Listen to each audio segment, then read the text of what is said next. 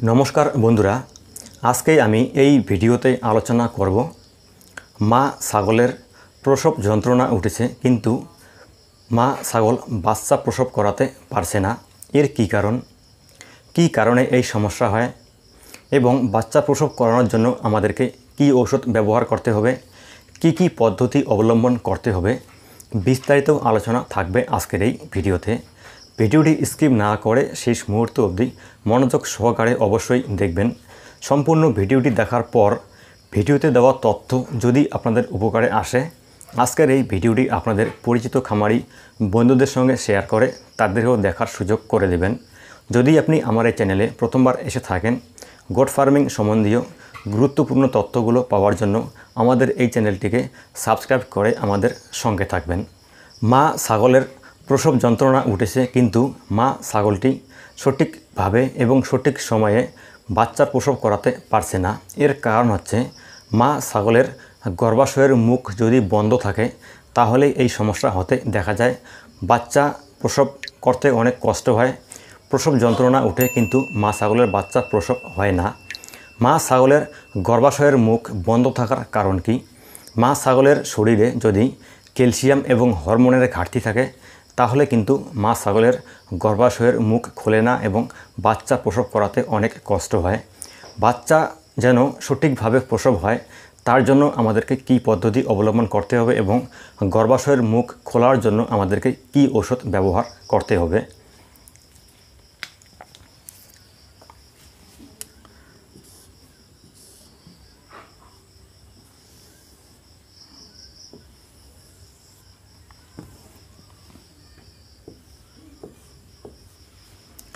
মা ছাগলের গর্ভাশয়ের আকৃতি এমন থাকে এবং এটা হচ্ছে গর্ভাশয়ের আকৃতি, এর ভিতরে বাচ্চা থাকে।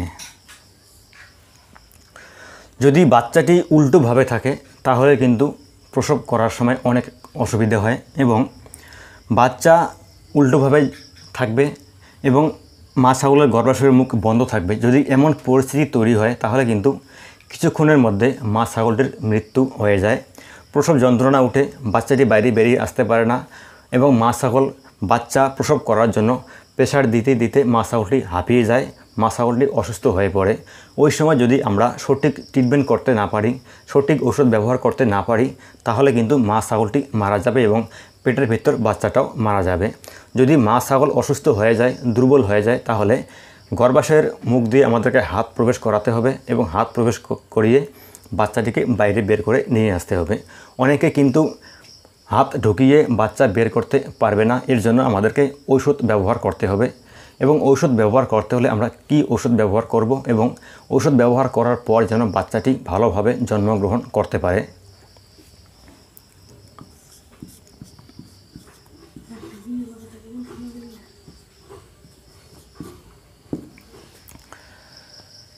ছাগলের গর্ভাশয়ের মুখ খোলার জন্য আপনারা এপিডোসিন ইনজেকশন ব্যবহার করতে পারেন। এপিডোসিন ইনজেকশন ব্যবহার করলে 30 থেকে 40 মিনিটের মধ্যে মা ছাগলের গর্ভাশয়ের মুখ খুলে যাবে এবং ছাগলের বাচ্চাটি সুস্থভাবে প্রসব হতে পারবে।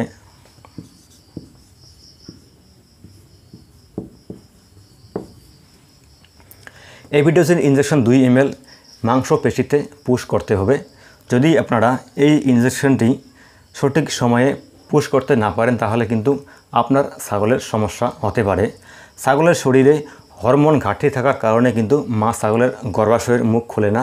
এই ইনজেকশনটি প্রয়োগ করলে গর্ভাশয়ের মুখ খুলে যাবে এবং ছাগলের গর্ভাশয়ে যে বাচ্চাটা থাকে সেই বাচ্চাটির মুভমেন্ট বেড়ে যাবে। মুভমেন্ট বাড়ার কারণে তাড়াতাড়ি গর্ভাশয়ের মুখ খুলে যাবে এবং বাচ্চাটি বাইরে বেরিয়ে আসতে পারবে। যদি আপনাদের মনে হয় আপনার ছাগলের গর্ভাশয়ের মুখ বন্ধ আছে এবং আপনার কাছে যদি এই মেডিসিনটি অ্যাভেলেবেল না থাকে তাহলে আপনারা ঘরোয়াভাবে একটি পদ্ধতি উপলব্ধি করতে পারেন। সেই পদ্ধতিটি হলো কুল পাতা এবং বাঁশপাতা একসঙ্গে মিক্স করে ছাগলকে খাওয়াতে পারেন। যদি কুল পাতা এবং বাঁশপাতা খাওয়ানোর পর ছাগলের গর্ভাশয়ের মুখ খুলে যায় তাহলে বাচ্চাটি সঠিক সময়ে জন্মগ্রহণ করতে পারবে এবং কুল পাতা এবং বাঁশপাতা খাওয়ানোর পরেও যদি মা ছাগলের গর্ভাশয়ের মুখ না খুলে তাহলে আপনারা এপিডোসিন ইনজেকশন ব্যবহার করতে পারেন এবং এই ইনজেকশনটি শুধুমাত্র বাচ্চা প্রসব করানোর জন্যই ব্যবহার হয়। অন্য কোনো সময় এই ওষুধটি ব্যবহার করা যাবে না এবং এই ওষুধটি শুধুমাত্র ফিমেল ছাগলের শরীরে প্রয়োগ করা হয়, অন্য কোনো ছাগলের শরীরে প্রয়োগ করানো যাবে না।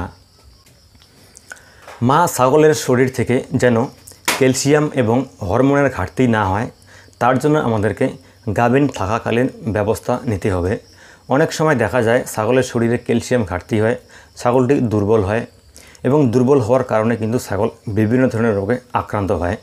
ছাগল যেন কোনো ধরনের রোগে আক্রান্ত না হয়, গাভীন অবস্থায় ছাগল যেন দুর্বল না হয়, সেই দিকে আমাদেরকে ভালো করে লক্ষ্য রাখতে হবে।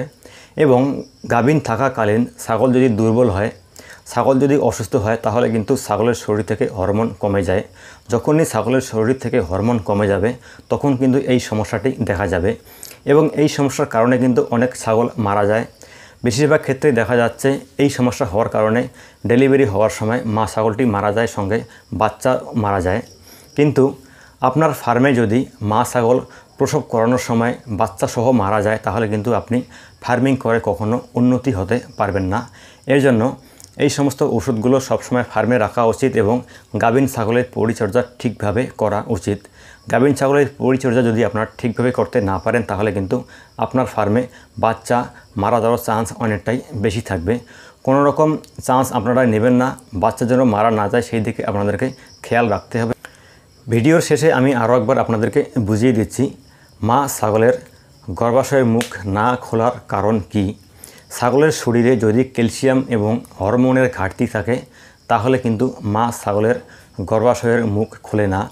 যদি আপনারা দেখতে পাচ্ছেন আপনার ছাগল অনেকক্ষণ থেকে প্রসব যন্ত্রণায় ভুগছে তাহলে আপনাদেরকে সঙ্গে সঙ্গে ট্রিটমেন্ট করাতে হবে এবং ট্রিটমেন্ট করানোর জন্য আপনারা এপিটোসিন ইনজেকশন 2 ml মাংসপেশিতে ব্যবহার করতে পারেন। যদি আপনার কাছে এপিটোসিন ইনজেকশন অ্যাভেলেবেল না থাকে তাহলে কুল পাতা এবং বাঁশ পাতা একসঙ্গে ছাগলকে খাওয়াতে পারেন। যদি কুল পাতা এবং বাঁশ পাতা খাওয়ানোর পর ছাগলের বাচ্চা প্রসব হয় তাহলে কোনো সমস্যা নেই। যদি কুল পাতা এবং বাঁশ পাতা খাওয়ানোর পরেও ছাগলের বাচ্চা প্রসব না হয় তাহলে আপনারা এপিটোসিন ইনজেকশন ব্যবহার করবেন মাংসপেশিতে। এপিডোসিন ইনজেকশন যখন আপনারা ব্যবহার করবেন সবসময় ভালো করে মনে রাখবেন এই ইনজেকশন যেন অন্য কোনো ছাগলের শরীরে প্রয়োগ করা না হয় এবং অন্য কোনো রোগের ক্ষেত্রে প্রয়োগ করা না হয়। যদি আপনারা এই ইনজেকশন অন্য কোনো ছাগলের শরীরে অথবা অন্য কোনো রোগের চিকিৎসায় ব্যবহার করেন তাহলে কিন্তু আপনার ছাগলের বিভিন্ন ধরনের সাইড ইফেক্ট দেখা যাবে। এই ইনজেকশন ব্যবহার করার সময় ডাক্তারের পরামর্শ অবশ্যই নেবেন এবং ডাক্তারকে দিয়েই ব্যবহার করাবেন। যদি আপনি নিজেই ব্যবহার করতে চান তাহলে ভালো করে ডাক্তারের সঙ্গে পরামর্শ করবেন, তারপরে এই ইনজেকশনটি ব্যবহার করবেন। তো যাই হোক বন্ধুরা, আজকের এই ভিডিওতে দেওয়া তথ্য আপনাদের কেমন লাগলো কমেন্ট বক্সে কমেন্ট করে জানাতে ভুলবেন না। তো ভালো থাকুন, সুস্থ থাকুন এবং NDF গোট ফার্মের সঙ্গে থাকুন। ধন্যবাদ।